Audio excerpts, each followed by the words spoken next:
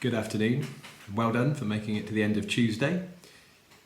We've had a few calls today on the hotline and just wanted to respond to a couple of the concerns that are being expressed to us. Remember, we are here to help, and if you need our help, 01564 792 364. There's an option there for technical help, and there's also an option there to speak to Mr McCulley or to me, and we'll do what we can to help. One of the biggest concerns we're hearing about concerns children's well-being, and in particular the fact that, of course, they're not having the opportunities to interact with one another in the way that they normally would. And that's making it hard for them to concentrate. Sometimes all they want to do is just turn to a classmate, as they would do in the classroom, and ask for a bit of help on something. And of course, that's not always available. So just to be clear, we would recommend the limited use of social media, even in the middle of learning time. It may well be that the odd question, the odd comment will actually help the pupils find their way through.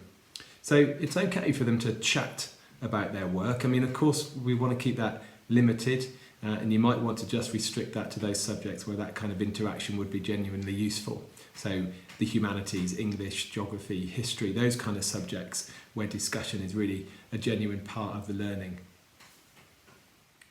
Really, we're finding, as we often do with homework, that we've got some pupils who are doing too much and are getting a bit stressed out, and we've got some pupils who aren't doing enough and their parents are getting a bit stressed out. For those that are doing too much, that's when that kind of limited interaction might be quite useful, just to help them understand what it is that they need to do and how little or how much they ought to be doing on each lesson.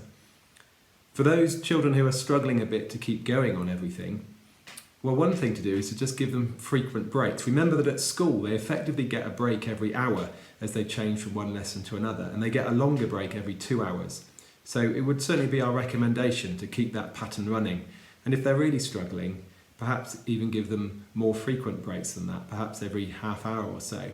There's an old adage in show business which says, always leave your audience wanting more. And the same is true with teaching sometimes. So stop them before they get bored and distracted and frustrated. Don't wait for that moment to come before you then give them a break. Also, don't forget the power of incentives. Just as you did when they were small, offer them a treat if they focus. An hour's schoolwork equals 15 minutes on the Xbox at the end of the day, or something, whatever it is that really switches your children on. And don't forget the power of praise. I'm sure that you praise them, but perhaps you might want to turn the tables from what we normally do and send an email to their tutor or to their progress leader, and we can bounce back with a quick well done directly to them, and keep going, something that's going to encourage them a little bit further. Normally it's us emailing you and asking you to praise your children at home, but we could do that the other way around if that's going to keep them a little bit more focused. And when you're breaking them learning into manageable bite-sized chunks, make sure they understand the first chunk before they move on to the second chunk.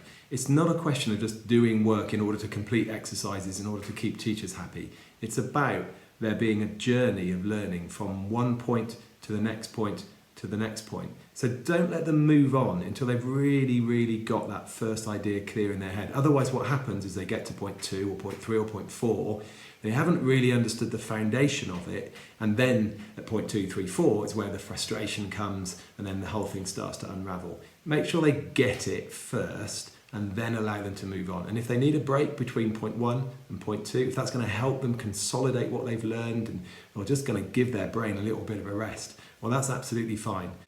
Another thing that people have been asking us about is whether or not we'll be able to extend the kind of live learning that we've been doing with year 10 and 11 to the other year groups, year 7, 8 and 9.